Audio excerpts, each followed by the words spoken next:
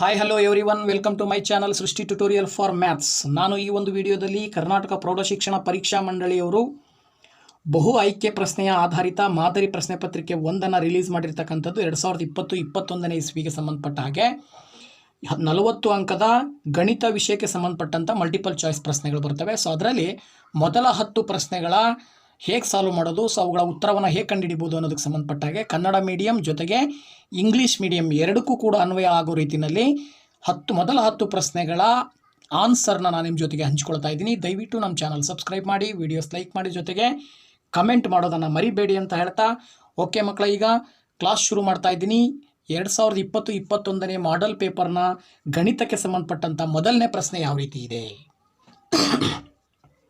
Okay ನೋಡಿ, ಮೊದಲನೇ ಪ್ರಶ್ನೆ ಹೇಳುತ್ತೆ 3x + 2ky = 2 ಮತ್ತು 2x + 5y + 1 = 0 ಜೋಡಿ ಸಮೀಕರಣಗಳು ಪರಸ್ಪರ ಸಮಾಂತರವಾಗಿದ್ದರೆ ಕೆಯ ಬೆಲೆ ಅಂತ ಕೊಟ್ಟಿದ್ದಾರೆ. ಅದೇ ಇಂಗ್ಲೀಷ್ ಮೀಡಿಯಮಿಗೆ ಸಂಬಂಧಪಟ್ಟ ಹಾಗೆ if A pair of linear equations 3x + 2ky = 2 and 2x + 5y + 1 = 0 are parallel to each other, then the value of k ಅಂತ ಪ್ರಶ್ನೆ. ಸೊ ಇದನ್ನ ನಾವು ಹೇಗೆ ಫೈಂಡ್ ಔಟ್ ಮಾಡ್ಬೋದು ಅಂತ ಹೇಳಿದ್ರೆ, ರಿಲೇಷನ್ಸ್ ಬಿಟ್ವೀನ್ ದ ಕೋಯಿಫಿಷಿಯೆಂಟ್ಸ್ ಆಫ್ ವೇರಿಯೇಬಲ್ಸ್ನ ಕೋಯಿಫಿಷಿಯೆಂಟನ್ನು ರಿಲೇಷನ್ನಿನ ಆಧಾರದ ಮೇಲೆ ನೋಡಿ. ಇಲ್ಲಿ ಕೊಟ್ಟಿರುವ ಕ್ವಶನ್ಗೆ ಸಂಬಂಧಪಟ್ಟ ಹಾಗೆ 3x + 2ky = 2, ಇನ್ನೊಂದು 2x + 5y + 1 = 0 ಅಂತ ಇದೆ. ಈ 2ನ ಈ ಕಡೆ ತಗೊಂಡು ಬರ್ಕೊಂಡ್ರೆ 3x + 2ky - 2 = 0 ಈ ರೀತಿ ಬರುತ್ತೆ. ಇಲ್ಲಿ ಪೇರ್ ಆಫ್ ಲೀನಿಯರ್ ಈಕ್ವೇಷನ್ ಅಂತ ಏನು ಬರುತ್ತೆ, ಅಥವಾ ಜೋಡಿ ಸಮೀಕರಣಗಳಿಗೆ ಸಂಬಂಧಪಟ್ಟ ಹಾಗೆ ಸ್ಟ್ಯಾಂಡರ್ಡ್ ಫಾರ್ಮ್ ಬರುತ್ತೆ. ಏನದು ಅಂದರೆ a1x + b1y + c1 = 0, a2x + b2y + c2 = 0. ಆಗ ನಾವು a1 b1 a2 b2 ac ಆಮೇಲೆ c1 c2 ಇವನ್ನೆಲ್ಲವೂ ನಾವು ಕನ್ಸಿಡರ್ ಮಾಡಿದರೆ ಅವುಗಳ ಒಂದು ವ್ಯಾಲ್ಯೂವನ್ನು ನೀವು ಇಲ್ಲಿ ಮಾರ್ಕ್ ಮಾಡಿಕೊಂಡ್ರೆ a1 ಅಂದರೆ ಎಷ್ಟಿದೆ 3, a2 ಇರೋ ಜಾಗದಲ್ಲಿ 2 ಇದೆ, ಹಾಗೆಯೇ b1 ಎಷ್ಟು 2k ಅಂತ ಇದೆ, ಹಾಗೆಯೇ b2 ಎಷ್ಟಿದೆ 5, ನೆಕ್ಸ್ಟ್ c1 ಬಂದುಬಿಟ್ಟು -2, c2 ಬಂದುಬಿಟ್ಟು 1. ಅವ್ರು ಏನು ಹೇಳ್ತಾರೆ, ಈ ಎರಡು ಲೈನು ಪ್ಯಾರಲಲ್ ಆಗಿದ್ದಾವೆ ಅಂತೇಳಿ, ಅಂದರೆ ಈ ರೀತಿ ಇದಾವೆ. ಸೊ ಹಿಂಗೆ ಯಾವಾಗ ಪ್ಯಾರಲಲ್ ಆಗಿರ್ತಾವಪ್ಪ ಅಂತ ಹೇಳಿದ್ರೆ a1/a2 = b1/b2 is not equal to c1/c2. ಈ ಒಂದು ರಿಲೇಷನ್ ಇದ್ದಾಗ ಮಾತ್ರ ಆ ಎರಡು ಲೈನ್ ಪ್ಯಾರಲಲ್ ಆಗಿರ್ಲಿಕ್ಕೆ ಸಾಧ್ಯ. ಅದ್ರ ಪ್ರಕಾರ ಇಲ್ಲಿ ಈಕ್ವಲ್ ಇರುವ ಮೊದಲ ಎರಡು ರೇಷಿಯೋ ಈಕ್ವಲ್ ಇದೆ, a1/a2 = b1/b2. ಸೊ ಅದನ್ನು ತಗೊಂಡ್ರೆ a1/a2 ಏನು ಬಂದಿದೆ 3/2 ಈಕ್ವಲ್ ಟು b1/b2 ಏನು ಬಂದಿದೆ 2k/5. ಸೊ ಇದನ್ನು ಸಿಂಪ್ಲಿಫೈ ಮಾಡಿ ಮಕ್ಕಳ. ಇಲ್ಲಿ ನೋಡಿ, ಕ್ರಾಸ್ ಮಲ್ಟಿಪ್ಲಿಕೇಶನ್ ಅಥವಾ ಓರೆ ಗುಣಾಕಾರ ಅಂತ ಹೇಳ್ತೀವಿ. 2 ಮತ್ತು 2k ಮಲ್ಟಿಪ್ಲೈ ಮಾಡಿದ್ರೆ 2 2 4k = 3 ಮತ್ತು 5 ಗುಣಿಸಿದರೆ 3 5 15. ಈಗ k ಇಲ್ಲೇ ಇಟ್ಕೊಂಡು 4 ಈಕ್ವಲ್ ಇಂದ ಈ ಕಡೆ ಬಂದರೆ 15/4 ಅಂದರೆ 15/4. ಇದು ಸರಿಯಾದ ಉತ್ತರ ಆಗುತ್ತೆ k ನ ಬೆಲೆ. ಓಕೆನಾ. ಸೊ ಅದ್ರ ಪ್ರಕಾರ ಮೊದಲನೇ option, first option is the right answer. So ನೋಡಿ, ಇಲ್ಲೂ ಕೂಡ first option is the right answer. Okay. So next ಪ್ರಶ್ನೆನ ನೋಡೋಣ. ಈಗ ಸೆಕೆಂಡ್ ಕ್ವಶನ್ ಯಾವ ರೀತಿ ಬರುತ್ತೆ ಈ ಮಾಡೆಲ್ ಕ್ವಶನ್ ಪೇಪರ್ನಲ್ಲಿ. ಓಕೆ ಮಕ್ಕಳ, ಇಲ್ಲಿ ಸೆಕೆಂಡ್ ಪ್ರಶ್ನೆ ಏನು ಹೇಳುತ್ತೆ, 2x - 5y + 4 = 0 ಮತ್ತು 2x + y - 8 = 0 ಜೋಡಿ ಸಮೀಕರಣಗಳು ನಿಖರವಾಗಿ ಎರಡು ಪರಿಹಾರವನ್ನು ಹೊಂದಿರುತ್ತದೆ, ಅಪರಿಮಿತ ಸಂಖ್ಯೆಯ ಪರಿಹಾರಗಳನ್ನು ಹೊಂದಿರುತ್ತದೆ, ಒಂದು ಪರಿಹಾರವನ್ನು ಹೊಂದಿರುತ್ತದೆ, ಪರಿಹಾರವಿರುವುದಿಲ್ಲ ಅಂತ ಇದೆ. ಇನ್ನು ಇಲ್ಲಿ ಇಂಗ್ಲೀಷ್ ಮೀಡಿಯಂನಲ್ಲಿ ನೋಡೋದಾದ್ರೆ the pair of equations 2x - 5y + 4 = 0 and 2x + y - 8 = 0 has exactly 2 solutions, infinitely many solution, a unique solution, no solution ಅಂತ. ಈಗ ಅದನ್ನು ಯಾವುದು ಆಪ್ಷನ್ ಅನ್ನೋದು ಗೊತ್ತಾಗಬೇಕಂದ್ರೆ ಫಸ್ಟು ಕೊಟ್ಟಿರುವ ಎರಡು ಈಕ್ವೇಷನ್ನ ಸ್ಟ್ಯಾಂಡರ್ಡ್ ಫಾರ್ಮಲ್ಲಿ ಅಪ್ಲೈ ಮಾಡಿ ಆ ರಿಲೇಷನ್ಸ್ ಹೇಗಿದೆ ಅನ್ನೋದನ್ನು ಚೆಕ್ ಮಾಡ್ಕೋಬೇಕು. ಈಗ ಮೇಲ್ಗಡೆದು ಒಂದೇ ಪ್ರಶ್ನೆ ಹೆಂಗೆ ನೋಡಿದ್ವು ಅದೇ ರೀತಿಯೇ ಇಲ್ಲಿ 2x - 5y + 4 = 0, 2x + y - 8 = 0. ಇದು a1 b1 c1, ಇದು a2 b2 c2. So a1/a2 ಮಾಡಿದ್ರೆ 2/2 = 1 ಬರ್ತಾ ಇದೆ, 1/1 ಬರ್ತಾ ಇದೆ. b1/b2 ಮಾಡಿದ್ರೆ -5/1 ಬರ್ತಾ ಇದೆ. ಇವೆರಡನ್ನೇ ನೋಡ್ಬಿಟ್ಟು ನಾವು ಸುಲಭವಾಗಿ ಹೇಳ್ಬೋದು a1/a2 b1/b2 ಸಮ ಇಲ್ಲ. a1/a2 b1/b2 ಸಮ ಇದ್ದಿದ್ರೆ ದೇ ಆರ್ ಪ್ಯಾರಲಲ್ ಅಂತ ಹೇಳ್ತಿದ್ವಿ. ಬಟ್ ಇವೆರಡು ಸಮ ಇಲ್ಲದೆ ಇರೋದ್ರಿಂದ ಪರಸ್ಪರ ಛೇದಿಸುತ್ತವೆ ಅಂತ ಹೇಳಿದ್ರೆ ಏನಂತ ಹೇಳ್ಬೋದು, ಇಂಟರ್ಸೆಕ್ಟಿಂಗ್ ಈಚ್ ಅದರ್ ಅಂತ ಹೇಳ್ಬೋದು. ಓಕೆನಾ, ಇಂಟರ್ಸೆಕ್ಟಿಂಗ್ ಈಚ್ ಅದರ್. ಸೊ ಒಂದಕ್ಕೊಂದು ಇಂಟರ್ಸೆಕ್ಟ್ ಆಗ್ತಾ ಇದ್ದಾವೆ ಅಂದರೆ ಅದರ ಅರ್ಥ ನೋಡಿ, ಈ ರೀತಿ ಒಂದಕ್ಕೊಂದು ಈ ರೀತಿ ಇಂಟರ್ಸೆಕ್ಟ್ ಆಗ್ತಾ ಇದ್ದಾವೆ ಅಂದರೆ ಇಲ್ಲಿ ಒಂದು ಸೊಲ್ಯೂಷನ್ ಬರುತ್ತೆ, ಎಕ್ಸಿಗೆ ಒಂದು ಬೆಲೆ ಬರುತ್ತೆ, ವೈಗೆ ಒಂದು ಬೆಲೆ ಬರುತ್ತೆ.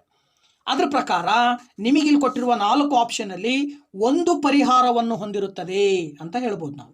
ಅಥವಾ ಎ ಯೂನಿಕ್ ಸೊಲ್ಯೂಷನ್ ಅಂತಾನು ಕೂಡ ಹೇಳ್ಬೋದು. ಸೊ ದಟ್ ಎರಡನೇ ಪ್ರಶ್ನೆಗೆ option C is the right answer. Okay, so next third question ಅನ್ನ ನೋಡೋಣ. ಓಕೆ, ಇಲ್ಲಿ ಥರ್ಡ್ ಪ್ರಶ್ನೆ ಏನು ಹೇಳುತ್ತೆ, ಎಕ್ಸ್ ಮತ್ತು ವೈಗಳ ಯಾವ ಬೆಲೆಗೆ 2x - 3y = 12 ಸಮೀಕರಣವು ಸರಿ ಹೊಂದುತ್ತದೆ, ಅಥವಾ the values of x and y when a point lies on the linear equation 2x - 3y = 12. ಇದನ್ನ ಎಕ್ಸ್ ಮತ್ತೆ ವೈಗಳ ಬೆಲೆಗಳನ್ನು ಕೊಟ್ಟಿದ್ದಾರೆ, ಇದರಲ್ಲಿ ಯಾವ ಬೆಲೆ ಸರಿ ಹೊಂದುತ್ತೆ ಅಂತ ಕಂಡುಹಿಡಿಯಬೇಕು. ಸೊ ಇದನ್ನ ನೀವು ಕೊಟ್ಟಿರ್ತಕ್ಕಂತಹ ಆಪ್ಷನ್ ಅನ್ನ ಬಳಸ್ಕೊಂಡೇನೆ ನೀವು ಇಲ್ಲಿ ಎಕ್ಸ್ ಮತ್ತೆ ವೈನ ಬೆಲೆ ಯಾವುದಕ್ಕೆ ಸಮ ಇರುತ್ತೆ, ಯಾವುದು ಸರಿ ಇದೆ ಅಂತೇಳಿ ಕಂಡುಹಿಡಿಬೇಕಾಗತ್ತೆ. ನೋಡಿ, ಇಲ್ಲಿ ನಾನು ಅವನು ಏನು ಮಾಡಿದ್ದೀನಿ, ಅವ್ರು ಕೊಟ್ಟಿರ್ತಕ್ಕಂಥ ಈಕ್ವೇಶನ್ನು ಅಲ್ಲಿ ಎಕ್ಸ್ನ ಮತ್ತು ವೈನ ಬೆಲೆ ಕೊಟ್ಟಿದ್ದಾರೆ, ಅದನ್ನು ಬರ್ಕೊಂಡಿದ್ದೀನಿ.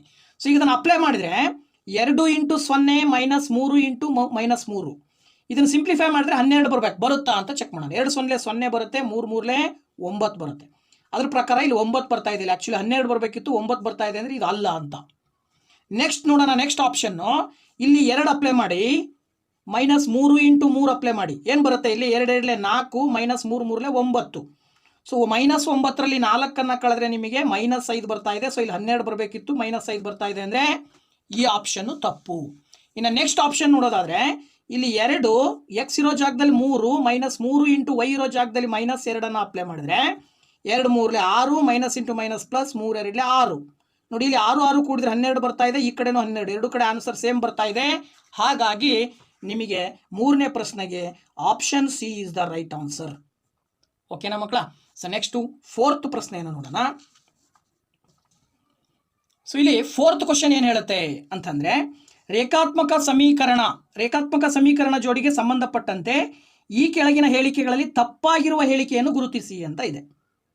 Identify the wrong statement with respect to a pair of linear equations. ಏನಿದೆ ಸ್ಟೇಟ್ಮೆಂಟ್? ಒಂದನೇದು, ರೇಖೆಗಳು ಸಮಾಂತರವಾಗಿದ್ದರೆ ಪರಿಹಾರ ಇರುವುದಿಲ್ಲ. ಇದು ಮೊದಲನೇ ಆಪ್ಷನ್ ನೋಡಿದ್ರೆ ರೇಖೆಗಳು ಸಮಾಂತರವಾಗಿದ್ದರೆ ಪರಿಹಾರವಿರುವುದಿಲ್ಲ. ಇದು ಸರಿಯಾದ ಉತ್ತರ, ಸರಿಯಾದ ಆಪ್ಷನ್ ಆಗುತ್ತೆ. ಹೇಗೆ ನೋಡಿ, ಇಲ್ಲಿ ಆ್ಯಕ್ಚುಲಿ ನಮ್ಮ ಹತ್ರ ಅಲ್ಲಿ ಕೊಟ್ಟಿರ್ತಕ್ಕಂಥ ಸ್ಟೇಟ್ಮೆಂಟಿಗೆ ಸಂಬಂಧಪಟ್ಟಾಗ ನಾನು ಚಿತ್ರಗಳನ್ನು ಬರ್ಕೊಂಡಿದ್ದೀನಿ. ಈ ರೀತಿ ರೇಖೆಗಳು ಸಮಾಂತರವಾಗಿದ್ದಾಗ ಎರಡೂ ರೇಖೆಗಳು ಒಂದಕ್ಕೊಂದು ಎಲ್ಲೂ ಜಾಯಿಂಟ್ ಆಗಲ್ಲ. ಹಾಗಾಗಿ ಎಕ್ಸ್ ಮತ್ತು ವೈಗೆ ಯಾವುದೇ ಬೆಲೆಗಳು ಸಿಗೋದಿಲ್ಲ, ಅಂದರೆ ಪರಿಹಾರ ಇಲ್ಲ. ಅಂದರೆ if lines are parallel there is no solution, it is the right. But ಅವ್ರು ಕೇಳಿರೋದು ತಪ್ಪು ಹೇಳಿಕೆ ಯಾವುದು ಅಂತ ಕೇಳಿದ್ದಾರೆ. ಎರಡನೇ ಹೇಳಿಕೆ ನೋಡಿದ್ರೆ ರೇಖೆಗಳು ಪರಸ್ಪರ ಲಂಬವಾಗಿದ್ದರೆ ಪರಿಹಾರವಿರುವುದಿಲ್ಲ. ಇಲ್ಲಿ ಆ್ಯಕ್ಚುಲಿ ಏನಿದೆ, ರೇಖೆಗಳು ಪರಸ್ಪರ ಲಂಬವಾಗಿದ್ದರೆ ಅಂದರೆ ಈ ರೀತಿ ಲಂಬವಾಗಿದ್ದರೆ ರೇಖೆಗಳು ಏನು ಪರಿಹಾರ ಇರುವುದಿಲ್ಲ ಅಂತ ಕೊಟ್ಟಿದ್ದಾರೆ. ಬಟ್ ಇಲ್ಲಿ ಎರಡೂ ಪಾಯಿಂಟ್ ಎಲ್ಲಿ ಇಂಟರ್ಸೆಕ್ಟ್ ಆಗ್ತಾವೆ, ಎರಡೂ ಲೈನ್, ಅಲ್ಲಿ ನಿಮಗೆ ಎಕ್ಸ್ ಮತ್ತು ವೈನ ಬೆಲೆ ಸಿಕ್ಬಿಡುತ್ತೆ. ಎಕ್ಸಿಗೆ ಒಂದು ಬೆಲೆ ಸಿಗುತ್ತೆ, ವೈಗೆ ಒಂದು ಬೆಲೆ ಸಿಗುತ್ತೆ. ಬಟ್ ಅವ್ರು ಪರಿಹಾರನೇ ಇಲ್ಲ ಅಂತ ಕೊಟ್ಟಿದ್ದಾರೆ. ಹಾಗಾಗಿ ಇದು ತಪ್ಪು, ಎರಡನೇ ಆಪ್ಷನ್ ತಪ್ಪು. ಇಲ್ಲಿ if the lines are perpendicular to each other there is no solution, ಇದು ಕೂಡ ತಪ್ಪು. ಇನ್ನು ಮೂರನೇ ನೋಡಿದರೆ ರೇಖೆಗಳು ಪರಸ್ಪರ ಐಕ್ಯಗೊಂಡರೆ ಪರಿಮಿತ ಪರಿಹಾರಗಳನ್ನು ಹೊಂದಿರುತ್ತದೆ. Many solutions if the lines coincide each other ಅಂತೇಳಿ, ಅಂದರೆ ಒಂದು ಲೈನ್ ಮೇಲೆ ಇನ್ನೊಂದು ಲೈನ್ ಹೋಯಿತು ಅಂದರೆ ಅಲ್ಲಿ ಎಕ್ಸ್ ಮತ್ತು ವೈಗಳಿಗೆ ಮೆನಿ ನಂಬರ್ ಆಫ್ ಸೊಲ್ಯೂಷನ್ಸ್ ಬರ್ತಾ ಹೋಗುತ್ತೆ. ಎಕ್ಸಿಗೆ ನೀವು ಬೆಲೆಗಳನ್ನು ಹಾಕ್ತಾ ಹೋದಾಗ ವೈ ಬೆಲೆನೂ ಕೂಡ ಸಿಗ್ತಾ ಹೋಗುತ್ತೆ. 1 2 ಬೆಲೆ ಸಿಗಲ್ಲ, ಇನ್ಫೈನೈಟ್ ನಂಬರ್ ಆಫ್ ಸೊಲ್ಯೂಷನ್ ಸಿಗುತ್ತೆ. ಹಾಗಾಗಿ ಇದು ಕೂಡ ಸರಿ ಇದೆ ಸ್ಟೇಟ್ಮೆಂಟು. ನಾಲ್ಕನೇ ಸ್ಟೇಟ್ಮೆಂಟ್ ನೋಡಿದರೆ ರೇಖೆಗಳು ಪರಸ್ಪರ ಛೇದಿಸಿದರೆ ಒಂದು ಪರಿಹಾರವಿರುತ್ತದೆ. ನೋಡಿ, ಇಲ್ಲಿ ರೇಖೆಗಳು ಪರಸ್ಪರ ಛೇದಿಸಿದರೆ ಅಂದರೆ ಈ ರೀತಿ ಛೇದಿಸಿದಾಗ ಇಲ್ಲೂ ಕೂಡ ಎಕ್ಸ್ ಮತ್ತು ವೈಗೆ ಒಂದೊಂದು ಬೆಲೆ ಸಿಗುತ್ತೆ. ಹಾಗಾಗಿ ಈ ಆಪ್ಷನ್ ಕೂಡ ಕರೆಕ್ಟ್ ಆಗಿದೆ, unique solution if they intersect ಅಂತೇಳಿ. ಹಾಗಾಗಿ ಈ 4 ಸ್ಟೇಟ್ಮೆಂಟ್ಸನ್ನು ನೋಡಿದರೆ ಸೆಕೆಂಡ್ ಸ್ಟೇಟ್ಮೆಂಟು ತಪ್ಪಾಗಿದೆ. ನಿಮಗೆ ತಪ್ಪಾಗಿರುವ ಹೇಳಿಕೆಯನ್ನು ಗುರುತಿಸಿ ಅಂತ ಕೊಟ್ಟಿರೋದ್ರಿಂದ option B is the right answer of this question 4. 4ನೇ ಪ್ರಶ್ನೆಗೆ option B is the right answer. ಓಕೆನಾ? ಸೊ ನೆಕ್ಸ್ಟ್ ಪ್ರಶ್ನೆಯನ್ನು ನೋಡೋಣ ಮಕ್ಕಳ. ಈಗ ಸೊ ಇಲ್ಲಿ 5ನೇ ಪ್ರಶ್ನೆ ಏನು ಹೇಳುತ್ತೆ, -3 -1 1 3 ಈ ಸಮಾಂತರ ಶ್ರೇಣಿಯ 10ನೇ ಪದ. The 10th term of the arithmetic progression -3 -1 3 1 3 ... is ಅಂತ ಕೊಟ್ಟಿದ್ದಾರೆ.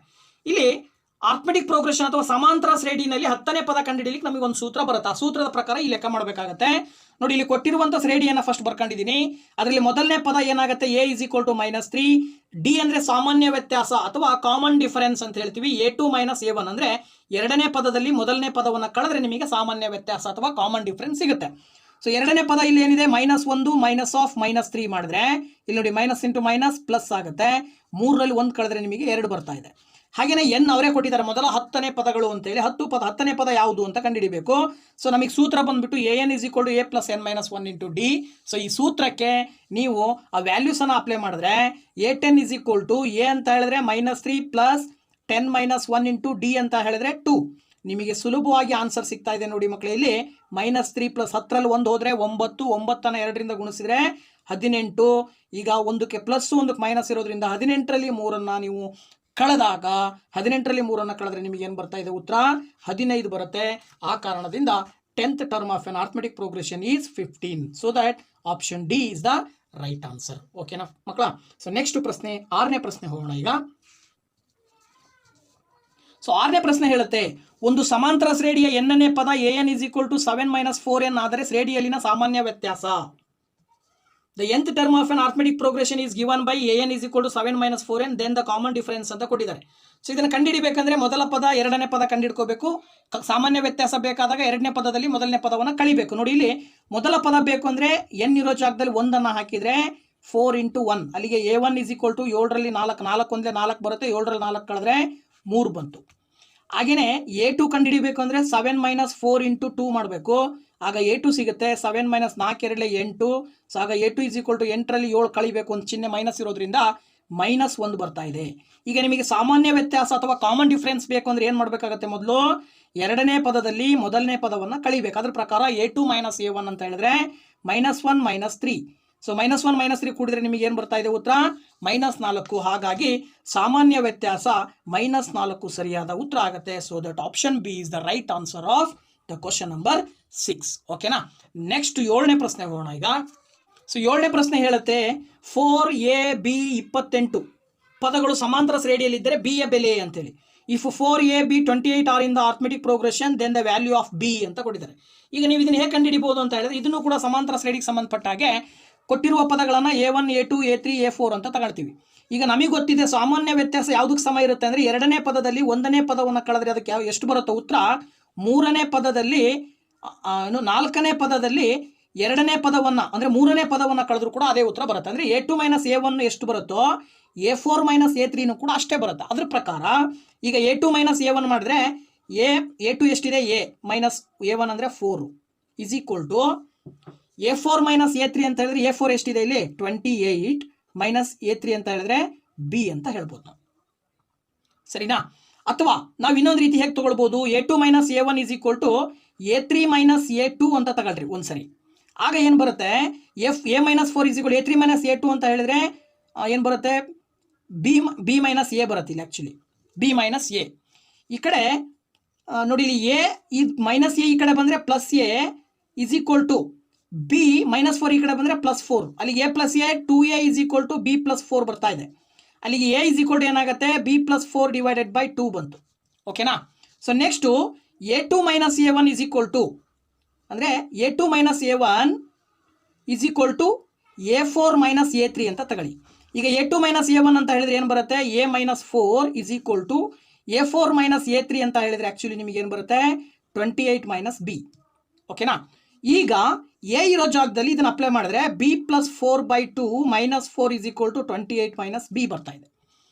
ಈಗ ಇವೆರಡಕ್ಕೆ LCM ತಗೊಂಡ್ರೆ 2 LCM ಬರುತ್ತೆ. ಇದು b + 4 ಹಾಗೆ ಉಳ್ಕೊಳ್ಳುತ್ತೆ. ಇದು 4 2 8 ಆಗುತ್ತೆ. ಈಗ ಇಲ್ಲಿ 28 - b ಬರುತ್ತೆ. ಈಗ ಇಲ್ಲಿ ಏನು ಮಾಡ್ಬೋದು? b 8ರಲ್ಲಿ 4 ಕಳೆದ್ರೆ -4 = ಇಲ್ಲಿ 28 - b ಅನ್ನು 2ರಿಂದ ಗುಣಿಸ್ಬೇಕಾಗುತ್ತೆ. ಈ ಕಡೆ ಬಂದಾಗ × 2 ಆಗುತ್ತೆ. ಆಗ ನಿಮಗೆ ಏನು ಸಿಗುತ್ತೆ? ಇಲ್ಲಿ b - 4 = 28 × 2 ಗುಣಿಸಿದರೆ 2 8 16 6 10 1 2 4 1 5 -2b. ಓಕೆನಾ? ಸೊ ಈಗ ಏನಾಗುತ್ತೆ? ಇಲ್ಲಿ b -2b ಈ ಕಡೆ ತಗೊಂಬಂದ್ರೆ b + 2b = ಇಲ್ಲಿ ಏನು ಉಳಿತು? 56. 4 ಈ ಕಡೆ ಬಂದರೆ +4. b + 2b ಅಂದರೆ 3b = 56 + 4 ಕೂಡಿದ್ರೆ ನಿಮಗೆ 60 ಬರ್ತಾ ಇದೆ. 3ರಿಂದ 60ನ್ನು ಬಾಗಿಸಿದ್ರೆ b = 10. b ನ ಬೆಲೆ ಸಿಕ್ತು ನಿಮಗೆ. b ಇದೆ, ಇದು 3 2 6 ಅಲ್ವಾ? 20. b = 20. ಸೊ ನಿಮಗೆ ಕೇಳಿರೋದೇನವರು? b ನ ವ್ಯಾಲ್ಯೂ ಕೇಳಿದ್ದಾರೆ. So that the value of b = 20 ಬರ್ತಾ ಇದೆ. So option A is the right answer. 7ನೇ ಪ್ರಶ್ನೆಗೆ ಆಪ್ಷನ್ ಎ ಸರಿಯಾದ ಉತ್ತರ ಆಗುತ್ತೆ. ನೆಕ್ಸ್ಟು 8ನೇ ಪ್ರಶ್ನೆಯನ್ನು ನೋಡೋಣ ಈಗ. ಸೊ ನೋಡಿ, 8ನೇ ಪ್ರಶ್ನೆ ಏನು ಹೇಳುತ್ತೆ? ಎರಡು ಸಮಾಂತರ ಶ್ರೇಣಿಗಳ ಸಾಮಾನ್ಯ ವ್ಯತ್ಯಾಸವು ಸಮನಾಗಿದೆ. ಮೊದಲನೇ ಶ್ರೇಣಿಯ ಮೊದಲ ಪದವು 5 ಮತ್ತು ಎರಡನೇ ಶ್ರೇಣಿಯ ಮೊದಲನೇ ಪದವು 8 ಆಗಿದ್ದರೆ ಆ ಶ್ರೇಣಿಗಳ ಮೂರನೇ ಪದಗಳ ವ್ಯತ್ಯಾಸ. 2 arithmetic progressions has the same common difference if the first term of the first progression is 5 and that of the other is 8, then the difference between their third term is ಅಂತ ಕೊಟ್ಟಿದ್ದಾರೆ. ನೋಡಿ ಇಲ್ಲಿ ತುಂಬ ಸಿಂಪಲ್ ಆಗಿರ್ತಕ್ಕಂಥದ್ದು. ಇದು ಏನು ಮಾಡ್ಬೋದು ನೀವು ಅಂತ ಹೇಳಿದ್ರೆ, ಆ್ಯಕ್ಚುಲಿ ಇಲ್ಲಿ ಎರಡು ಬೇರೆ ಬೇರೆ ಸಮಾಂತರ ಶ್ರೇಣಿಗಳು ಆರ್ಥಮೆಟಿಕ್ ಪ್ರೋಗ್ರೆಷನ್ ಎರಡಿದಾವೆ. ಅದರಲ್ಲಿ ಮೊದಲನೇ ಆರ್ಥಮೆಟಿಕ್ ಪ್ರೋಗ್ರೆಷನಿನ ಮೊದಲನೇ ಪದ ಬಂದು 5 ಅಂತೆ, ಇನ್ನೊಂದ್ರದ್ದು ಮೊದಲನೇ ಪದ 8 ಅಂತ ಕೊಡ್ತಾರೆ. ಮತ್ತು ಕಾಮನ್ ಡಿಫ್ರೆನ್ಸ್ ಈ ಒಂದು ಆರ್ಥಮೆಟಿಕ್ ಶ್ರೇಣಿ ಆರ್ಥಮೆಟಿಕ್ ಪ್ರೋಗ್ರೆಷನ್ ಏನಿದೆ, ಮೊದಲ ಸಮಾಂತರ ಶ್ರೇಣಿಯ ಮತ್ತು ಎರಡನೇ ಸಮಾಂತರ ಶ್ರೇಣಿಯ ವ್ಯತ್ಯಾಸ ಎರಡು ಸೇಮ್ ಇದೆ ಅಂತ. ಅಲ್ಲಿ ಎರಡು ವ್ಯತ್ಯಾಸ ಸೇಮ್ ಬರ್ತಾ ಇದೆ ಅಂದರೆ ಮೊದಲನೇ ಪದಗಳ ನಡುವೆ ಇರುವ ವ್ಯತ್ಯಾಸ ಎಷ್ಟಿರುತ್ತೆ? ಇಲ್ಲಿ 8ರಲ್ಲಿ 5 ಕಳೆದ್ರೆ ನಿಮಗೆ ಎಷ್ಟು ಬರುತ್ತೆ? 3 ಬರ್ತದೆ. ಹಾಗೆಯೇ ಮೂರನೇ ಪದಗಳ ನಡುವೆ ಇರೋ ವ್ಯತ್ಯಾಸನೂ ಕೂಡ ಅದು ಕೂಡ ಸಮ ಬರುತ್ತೆ. ಯಾಕೆ ಅಂದರೆ ವ್ಯತ್ಯಾಸ ಸಾಮಾನ್ಯ ವ್ಯತ್ಯಾಸ ಸೇಮ್ ಅಂತ ಅವರೇ ಕೊಟ್ಟಿರೋದ್ರಿಂದ ಮೊದಲನೇ ಪದಗಳ ವ್ಯತ್ಯಾಸ ಎಷ್ಟು ಬರುತ್ತೋ, ನೀವು ಎಷ್ಟು ಪದಗಳನ್ನು ತಗೊಂಡ್ರು ಎಲ್ಲ ಪದಗಳ ನಡುವಿನ ವ್ಯತ್ಯಾಸ ಸೇಮ್ ಬರುತ್ತೆ, 3 ಬರುತ್ತೆ. ಗೊತ್ತಾಯ್ತಲ್ವಾ? ಹಾಗಾಗಿ ಈ ಒಂದು 8ನೇ ಪ್ರಶ್ನೆಗೆ option B 3 is the right answer. ಓಕೆನಾ? ಸೊ ನೆಕ್ಸ್ಟು 9ನೇ ಪ್ರಶ್ನೆಯನ್ನು ನೋಡೋಣ. ನೋಡಿ, 9ನೇ ಪ್ರಶ್ನೆ ಹೇಳುತ್ತೆ, ಒಂದು ಸಮಾಂತರ ಶ್ರೇಣಿಯ ಮೊದಲ n ಪದಗಳ ಮೊತ್ತದ ಸೂತ್ರ Sn = 3n² + n ಆದರೆ ಆ ಶ್ರೇಣಿಯ ಮೂರನೇ ಪದ ಅಂತ ಕೊಟ್ಟಿದ್ದಾರೆ. The sum of first n terms of an arithmetic progression is given by the formula Sn = 3n² + n, then its third term is ಅಂತೇಳಿ. ಈಗ ನೀವು ಮೊದಲ 3 ಪದಗಳನ್ನು ಕಂಡುಹಿಡಿಬೇಕು. ಹೇಗೆ ಕಂಡುಹಿಡಿಬಹುದು ಅಂತ ಹೇಳಿದ್ರೆ, ಈಗ ನೀವು ಪದಗಳನ್ನು ಅಪ್ಲೈ ಮಾಡಿದ್ರೆ ಮೊದಲನೇ ಪದ ಅಂದರೆ S1 ಅಂತ ತಗೊಂಡ್ರೆ 3 × 1² + 1 ಆಗುತ್ತೆ. ಆವಾಗ S1 = ಏನು ಬರುತ್ತೆ? 1 × 1 3 × 3 3 + 1 4 ಮೊದಲನೇ ಪದ. ಇದು ಯಾವುದಕ್ಕೆ ಸಮ ಇರುತ್ತೆ ಅಂದರೆ A1ಗೆ ಸಮ ಇರುತ್ತೆ. ಆದ್ದರಿಂದ A1 = 4. ಇನ್ನು S2 ಕಂಡುಹಿಡ್ಕೊಳ್ರಿ. S2 ಅಂತ ಹೇಳಿದ್ರೆ n ಇರೋ ಜಾಗದಲ್ಲಿ 2 ಹಾಕಿದರೆ ಏನಾಗುತ್ತೆ ನೋಡಿ, 2 × 2 4 4 × 3 12 + 2 ಅಲ್ಲಿಗೆ 12 2 ಎಷ್ಟಾಯಿತು? 14 ಬಂತು. ಇದು S2. S2 ಅಂದರೆ ಏನರ್ಥ? A1 + A2 ಅಂತ ಅರ್ಥ. ಎಷ್ಟು ಅಂದರೆ ಮೊದಲ 2 ಪದಗಳ ಮೊತ್ತ. ಅದರ ಪ್ರಕಾರ A1 + A2 = 14. ಈಗ A1 ಇಲ್ಲಿ ಮೇಲ್ಗಡೆ ಸಿಕ್ಕಿದೆ 4, ಅದನ್ನ ಇಲ್ಲಿ ಅಪ್ಲೈ ಮಾಡಿದ್ರೆ 4 + A2 = 14 ಅಂತ ತಗೊಂಡ್ರೆ 4ಅನ್ನು ಈ ಕಡೆ ಕಳಿಸಿದ್ರೆ ಏನಾಗುತ್ತೆ? A2 = 14ರಲ್ಲಿ 4ಅನ್ನು ಕಳೆದ್ರೆ 10 ಬರುತ್ತೆ. ನೋಡಿ, A1 ಸಿಕ್ತು, A2 ಸಿಕ್ತು. ನಿಮಗೀಗ A3 ಬೇಕು, ಸರಿನಾ? ಸೊ A3 ಬೇಕು ಅಂದರೆ ಏನು ಮಾಡ್ಬೇಕು ನೀವು? ನೋಡಿ, ಇಲ್ಲಿ S3 = 3 × 3² + 3 ಅಂತ ತಗೊಳ್ಬೇಕು. ಓಕೆ, ಇಲ್ಲಿ S3 ಏನಾಗುತ್ತೆ? ಅವಾಗ S3 = 3 × 3 3 9 + 3. ಆಗ 9 3 27 + 3 ಅಂತ ಹೇಳಿದ್ರೆ ಏನು ಬರ್ತಾ ಇದೆ ನಿಮಗೆ? 30 ಬರ್ತಾ ಇದೆ. ಸೊ ಈ 30 ಅನ್ನೋದು ಯಾವುದಕ್ಕೆ ಸಮ ಇರುತ್ತೆ? ಆ್ಯಕ್ಚುಲಿ ನಿಮಗೆ 30 ಅನ್ನೋದು A1 + A2 + A3ಗೆ ಸಮ ಇರುತ್ತೆ. ಓಕೆನಾ? ಅದ್ರ ಪ್ರಕಾರ A1 ಅಂದರೆ ಎಷ್ಟಿದೆ? ನಾವು ಕಂಡುಹಿಡಿದಿದ್ದೀವಿ 4. A2 ಅಂದರೆ 10 + 30 ಇದು A3 ಎಷ್ಟು ಅಂತ ಗೊತ್ತಿಲ್ಲ. A3 ಕಂಡುಹಿಡಿಬೇಕು. ಇವುಗಳ ಒಟ್ಟು ಬೆಲೆ 30 ಬರ್ತದೆ. ಈಗ ನೀವೇನು ಮಾಡಬೇಕು? A3 ಬೇಕು ಅಂದರೆ 10 4 ಕೂಡಿದರೆ 14ಅನ್ನು 30ರಲ್ಲಿ ಕಳೆದ್ರೆ A3 = ಎಷ್ಟು ಬರ್ತಾ ಇದೆ ನಿಮಗೆ? 16. ಸೊ ನಿಮಗೆ ಈ ಒಂದು ಸಮಾಂತರ ಶ್ರೇಣಿಯ ಮೊತ್ತದಲ್ಲಿ ಮೂರನೇ ಪದ ಬಂದ್ಬಿಟ್ಟು ಎಷ್ಟು ಬರುತ್ತೆ? 16 ಬರ್ತಾ ಇದೆ. ಹಾಗಾಗಿ option B is the right answer. ಓಕೆನಾ? ಆಪ್ಷನ್ ಬಿ ಸರಿಯಾದ ಉತ್ತರ ಆಗುತ್ತೆ. ನೆಕ್ಸ್ಟು 10ನೇ ಪ್ರಶ್ನೆಯನ್ನು ನೋಡೋಣ. ನೋಡಿ, 10ನೇ ಪ್ರಶ್ನೆ ಹೇಳುತ್ತೆ, 3x² - 3 × 2x - 4 = 0 ವರ್ಗ ಸಮೀಕರಣವನ್ನು ಆದರ್ಶ ರೂಪ ax² + bx + c = 0ಗೆ ತಂದಾಗ ದೊರಕುವ ಸ್ಥಿರಾಂಕ ಅಂತ ಕೊಟ್ಟಿದ್ದಾರೆ. ಅಥವಾ ಏನು ಹೇಳ್ಬೋದು? The constant term in the quadratic equation 3x² - 3 × 2x - 4 = 0 after reducing it to the standard form ax² + bx + c = 0 is. Constant term ಅಂದರೆ ಕೊನೆಗೆ ಯಾವ ಟರ್ಮ್ ಬರುತ್ತೆ ಅನ್ನೋದನ್ನು ಕಂಡುಹಿಡಿಬೇಕು. ಸೊ ಅದನ್ನು ಹೇಗೆ ಕಂಡುಹಿಡಿಬಹುದು ಅಂತಕ್ಕಂಥದ್ದನ್ನು ನಾವೀಗ ನೋಡೋದಾದರೆ, ಸೊ ಇಲ್ಲಿ ಬಂದುಬಿಟ್ಟು ಕೊಟ್ಟಿರುವಂಥ ಪ್ರಶ್ನೆಯನ್ನು ಆ್ಯಸ್ ಇಟ್ ಈಸ್ ಬರ್ಕೊಳ್ಳಿ. ಫಸ್ಟು ಏನಿದೆ? 3x² - 3 × 2x - 4 = 0. ಇದನ್ನು ಸುಲಭ ರೂಪಕ್ಕೆ ತರಬೇಕು. ಹೆಂಗೆ ತರೋದು? 3ರಿಂದ ಇವೆರಡನ್ನು ಗುಣಿಸಿದರೆ 3 2 6x minus into minus plus 3 4 12 = 0 ಬಂತು. ಈಗ ಇಲ್ಲಿ ಕಾನ್ಸ್ಟೆಂಟ್ ಅಂದರೆ ಸ್ಥಿರಾಂಕ, ಕೊನೆಗೆ ಯಾವ ಸಂಖ್ಯೆ ಬರ್ತಾ ಇದೆ? +12 ಬಂದಿದೆ. ಹಾಗಾಗಿ +12 ಸರಿಯಾದ ಉತ್ತರ ಆಗುತ್ತೆ. Option D is the right answer. ಓಕೆನಾ? ಸೊ ಇಲ್ಲಿಗೆ ಮೊದಲ 10 ಪ್ರಶ್ನೆಗಳನ್ನು ಮಾಡೆಲ್ ಪೇಪರ್ ಫಸ್ಟಲ್ಲಿ ಬರ್ತಕ್ಕಂತಹ ಮೊದಲ 10 ಪ್ರಶ್ನೆಗಳನ್ನು ನಾನು ನಿಮ್ಮ ಜೊತೆಗೆ ಡಿಸ್ಕಷನ್ ಮಾಡ್ಕೊಂಡಿದ್ದೀನಿ. ಹಾಗೆಯೇ ಎಲ್ಲ ಉತ್ತರಗಳನ್ನು ಸುಲಭ ರೂಪದಲ್ಲಿ ನಾನು ನಿಮ್ಮ ಜೊತೆಗೆ ತಿಳಿಸ್ಕೊಟ್ಟಿದ್ದೀನಿ. ಸೊ ಮುಂದಿನ ಒಂದು ಕ್ವಶನ್ಸ್ನ ನೆಕ್ಸ್ಟ್ ವಿಡಿಯೋದಲ್ಲಿ ಕೂಡ ನಾನು ನಿಮ್ಮ ಜೊತೆ ಹಂಚ್ಕೊಳ್ತೀನಿ. ಸೊ ಅಲ್ಲಿವರೆಗೂ ವೆಯ್ಟ್ ಮಾಡ್ತಾ ಇರಿ. ಇಷ್ಟೋ ತನಕ ನಮ್ಮ ವಿಡಿಯೋ ನೋಡಿದ್ದಕ್ಕೆ ತುಂಬ ಥ್ಯಾಂಕ್ಸ್. ಮತ್ತೆ ನಿಮ್ಮ ಭೇಟಿ ಮುಂದಿನ ವಿಡಿಯೋದಲ್ಲಿ. Thank you very much. Bye.